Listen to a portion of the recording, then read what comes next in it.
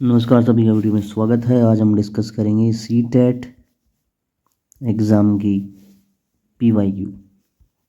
ठीक है, ये पेपर जो है हमारा ये है 2018 का पेपर है और आज हम इसमें CDP के 30 क्वेश्चन डिस्कस करेंगे। चलिए स्टार्ट करते हैं बिना टाइम वेस्ट किए। तो फर्स्ट क्वेश्चन है, which of the following statement is true about the role of heredity and environment. Option 1, certain aspects of development are influenced more by heredity and other more by environment. Second option है, a child ability to learn perform is completely decided by the genes। तो ये jeans तो नहीं हो सकता है क्योंकि child की जो एबिलिटी है वो जीन्स पे डिपेंड नहीं करती है। Good care and a nutritious diet can fight off the disorder is born with. जो डिसऑर्डर बोर्न हो चुका है जन्म के साथ, जो डिसऑर्डर है वो भी ठीक नहीं होगा गुड गेयर के साथ, तो ये भी ऑप्शन गलत हो गया। अगला ऑप्शन है, environment play a significant role only in child's language development. सिर्फ लैंग्वेज डेवलपमेंट में वो नहीं होता है, एनवायरनमेंट काफ़ी हद तक सिग्निफिकेंट रोल करता है। ठीक है, तो ये ऑप्शन भी नहीं होगा, तो इसका करेक्ट आंसर है ऑप्शन 1। ठीक है, ऑप्शन 1 इसका करेक्ट आंसर है। अब आइए चलते हैं अगले क्वेश्चन पे। सेकंड क्वेश्चन है, which of the following statement cannot be attributed to Piaget theory। Piaget theory की attributed नहीं है, सिद्धांत के अनुसार नहीं है। Development occur in qualitative stage, child construct and use knowledge about their world, learning task place through constant practices, child act on their environment। तो इनमें से जो ऑप्शन गलत है वो ये है, कॉन्स्टेंट प्रैक्टिस। ठीक है, ऑप्शन 3 इसमें कैन नॉट बी एट्रीब्यूटेड है, सिद्धांत के अनुसार नहीं है। आइए चलते हैं अगले क्वेश्चन पे। Which of the following is not a limitation of pre operational thought. Pre operational thought के अकॉर्डिंगली जो नहीं है इनमें से, tendency to concentrate, development of symbolic thought, egocentrism, irreversibility. And इसका करेक्ट आंसर रहेगा आपका option 2, development of the symbolic thought. Option 2 इसका रहेगा प्रतीकात्मक विचार का विकास। आगे चलेंगे अगले क्वेश्चन पे। फोर्थ क्वेश्चन है आपका, play has a significant role in development of young children for the following reason except. First option है, the gain mastery over their body, it stimulate their senses, it is just a pleasant way to spend time, they acquire new skill. तो new skill भी acquire करते हैं खेलने से, और खेलने से बच्चों के सेंसेस भी स्टिमुलेट होते हैं। ठीक है, gain mastery over their body ये भी क्रिएट होता है। जो ऑप्शन एक्सेप्ट बोला है उसने वो ऑप्शन है थर्ड ऑप्शन। ठीक है, समय बिताने का एक सुखद तरीका, ये एक्सेप्ट में चल जाएगा। ठीक है, आइए चलते हैं अगले क्वेश्चन पे। Question number 5, which of the following question invite children to think critically. Critically thinking के लिए कौन इसको आमंत्रित करता है। Do you know the answer to this. क्या आपको उत्तर जानते हैं, क्या आपको उत्तर पता है। What is the right answer. Can you think of a similar situation, what are the different way in which we can solve this. तो ये इसमें ऑप्शन में अलग लग रहा है, तो इसका करेक्ट आंसर रहेगा ऑप्शन 4, विभिन्न तरीकों से हम इसे कैसे हल कर सकते हैं।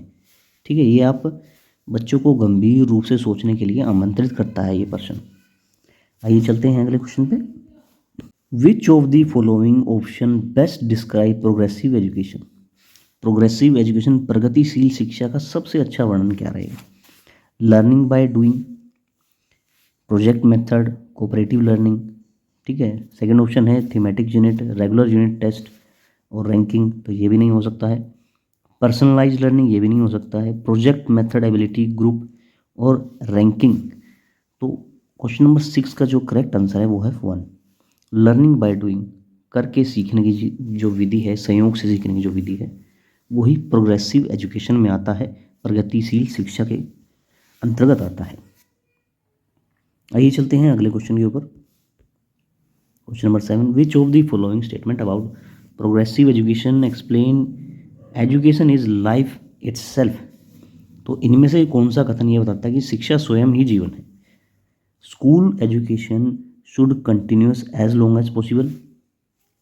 सेकेंड ऑप्शन है school are not required, children can learn from their life experience.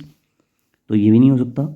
Education in school should reflect the social and natural world, life is the true educator. तो इसका करेक्ट आंसर क्या होगा? करेक्ट आंसर है इसका third, education in school should reflect the social और natural world. Option 3, school में शिक्षा सामाजिक एवं प्राकृतिक दुनिया का प्रतिबिंब करती है। ये चलते हैं अगले क्वेश्चन पे। नेक्स्ट क्वेश्चन है आपका question number 8, which of the following can be consider as contribution of Kohlberg theory. Kohlberg के सिद्धांत के योगदान के रूप में इनमें से किसको माना जाएगा? देखिए करेक्ट आंसर क्या रहेगा? His theory has supported an association between cognitive maturity and moral maturity. Second option है the theory has elaborate testing procedure, it establishes a clear relationship between moral reasoning and action. His belief is that children are moral philosopher.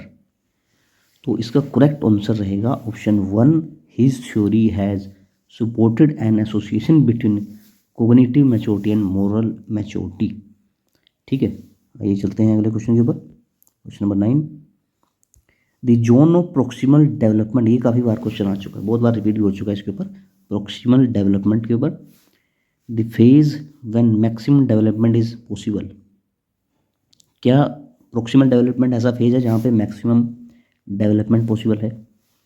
Developmental phase when child take completely responsibility for the learning, a context in which children can almost perform a task on their own with the right level, point in learning when support can be withdrawn।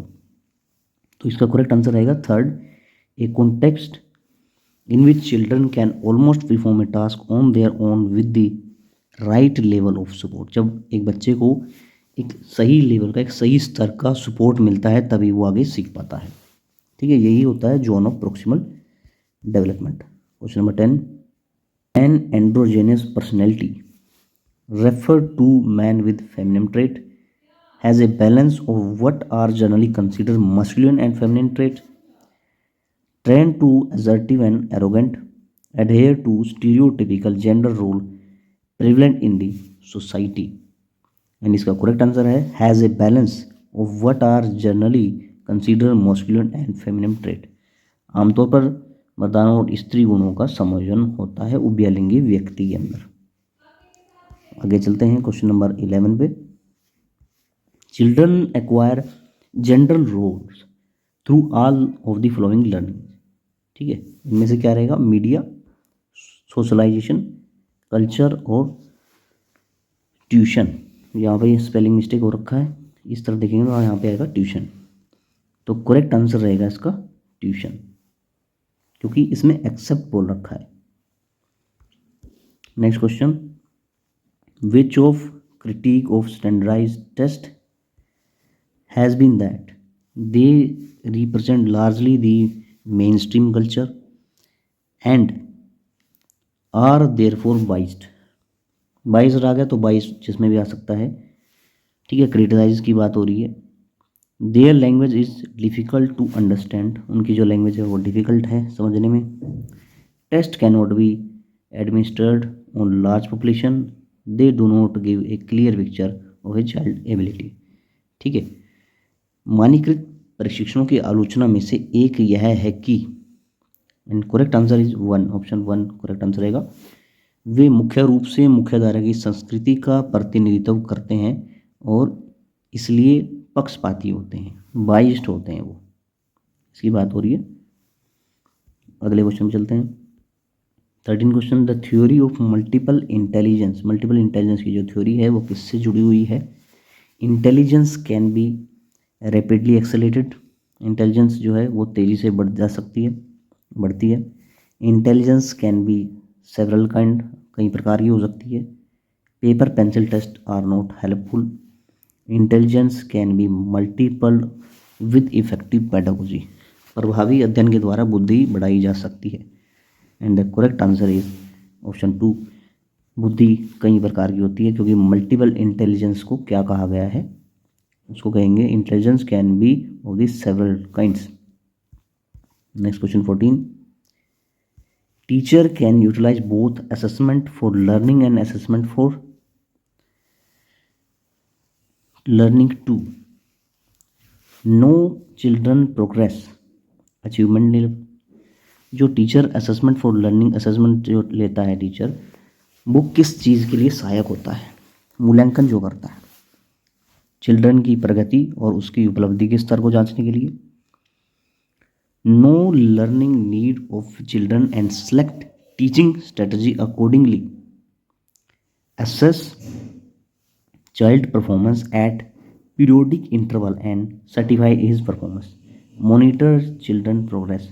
तो इनमें जो होगा वो correct answer होगा option 1, know children progress and achievement level. बच्चे की प्रगति और उसके उपलब्धि का जो स्तर है उसको जानने के लिए ही मूल्यांकन किया जाता है। आइए चलते हैं क्वेश्चन नंबर 15 पे। Which of the following is not related to continuous and comprehensive evaluation. देखिए असेसमेंट वे और इवेल्युएशन पे क्वेश्चन इंपॉर्टेंट है, वो आ सकते हैं।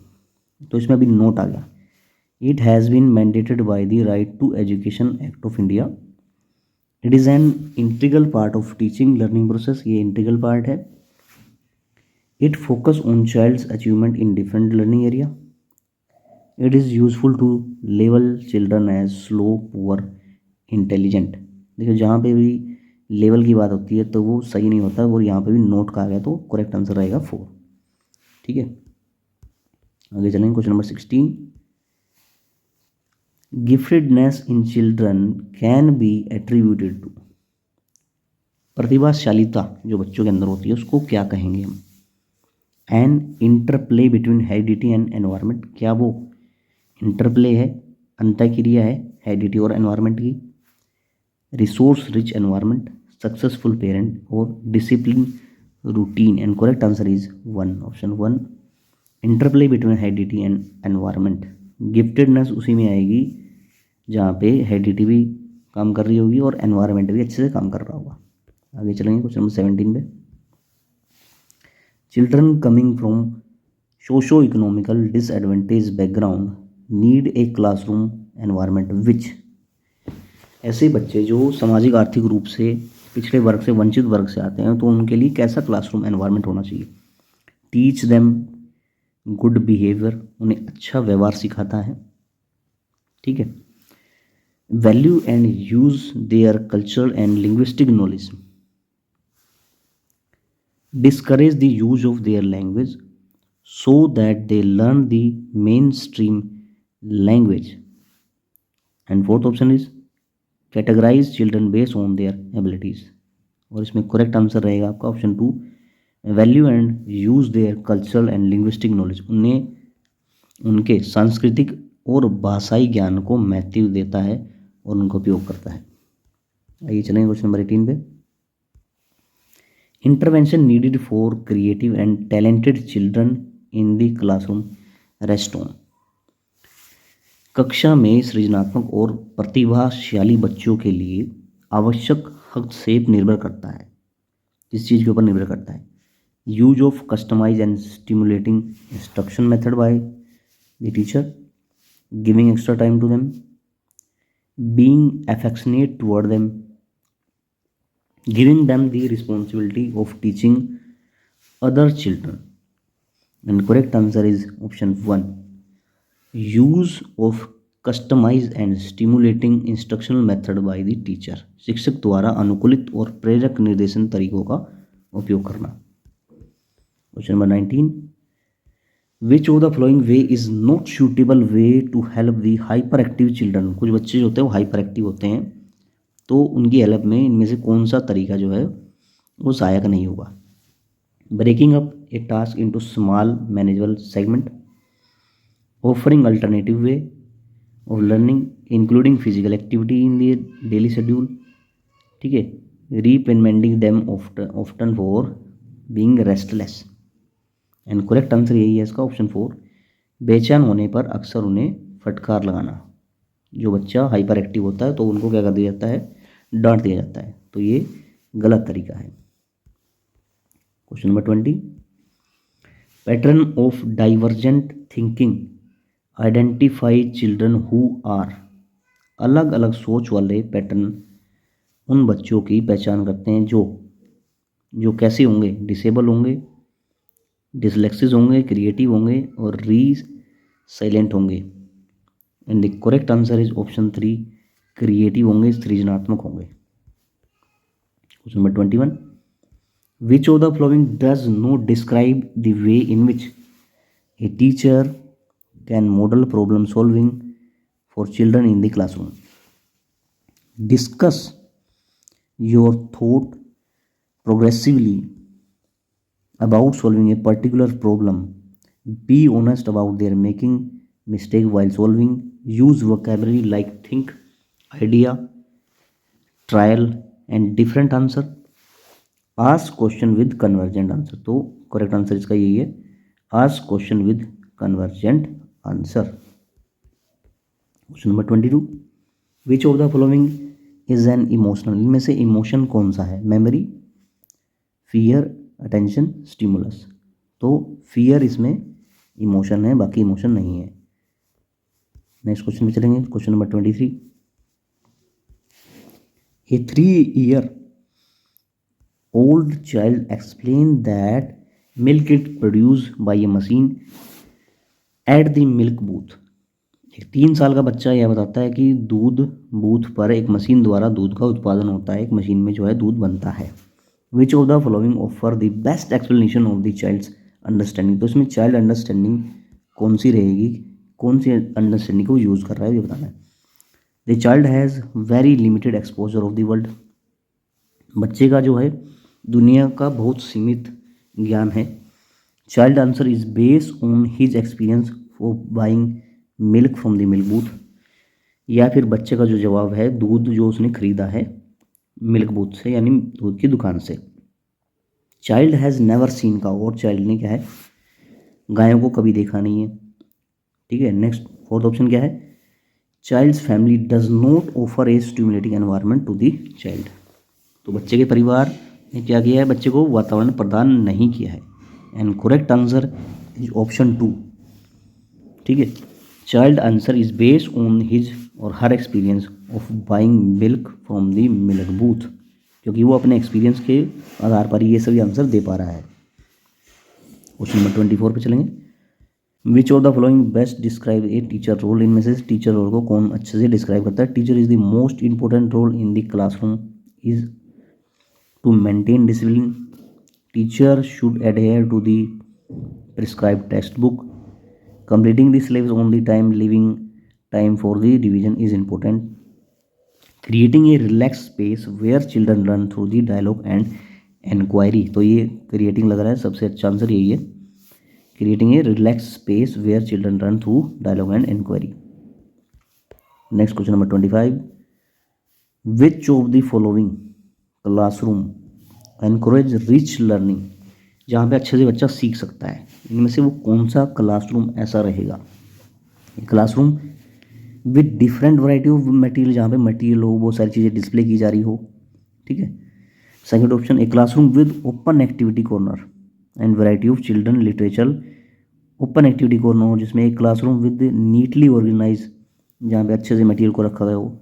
और फोर्थ ऑप्शन है classroom with structure and plan learning driven by the text book content.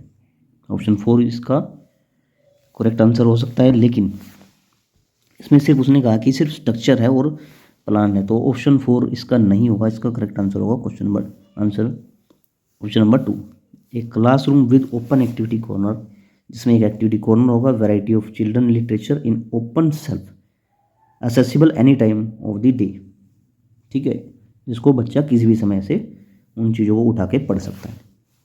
Question है 26, which of the following is the best describe the role of text book in the classroom. Text book का role क्या होता है एक classroom में, वो इनमें से कौन से ऑप्शन में सही बताया गया है। There are one of the resource and reference material available in the classroom, ये वो रिसोर्स मटेरियल है।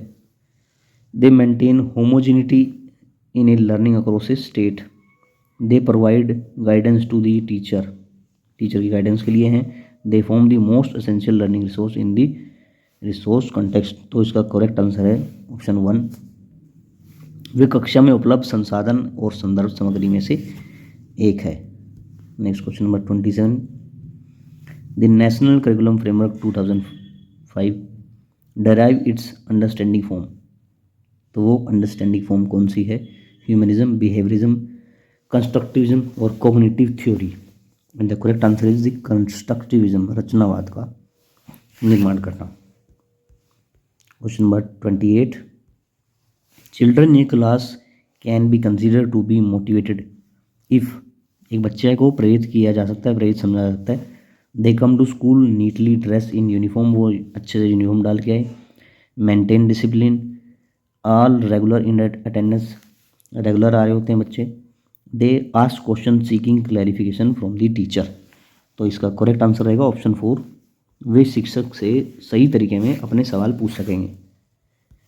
Next question number 29, which of the following is the most suitable to improve child या चिल्ड्रन लर्निंग, इनमें से अच्छा तरीका कौन सा है कि जिससे एक बच्चा अच्छे से सीख सकता है। Regular assessment, teacher should explain context with different example, all type of learning material, teacher should facilitate children to interact with each other on real life situation, and correct answer is option 4, teacher should facilitate children to interact with each other on real life situation के base पे, real life example के base पे उनको explain किया जाए।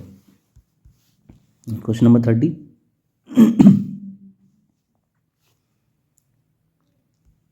Last question है question number 30, the discipline which has a significant role in learning environment is of the kind which help children to regulate and monitor their own learning, to create silence, teacher give instruction, children rote memorise their lesson, rote memorise नहीं होगा, instruction भी नहीं होगा, silence भी नहीं होगा, and correct answer क्या होगा, children to regulate and monitor their own learning, बच्चों को अपनी शिक्षा को विनियमित करना और मॉनिटर करना आना चाहिए कि उन्होंने कितना सीखा है। तो ये एक CDP की क्लास थी, ये क्लास कैसी लगी है, इन क्वेश्चनों को ध्यान से समझिएगा, जिससे कि आपको एग्ज़ाम में आइडिया लग जाएगा कि एग्ज़ाम में किस तरह के क्वेश्चन आने वाले हैं।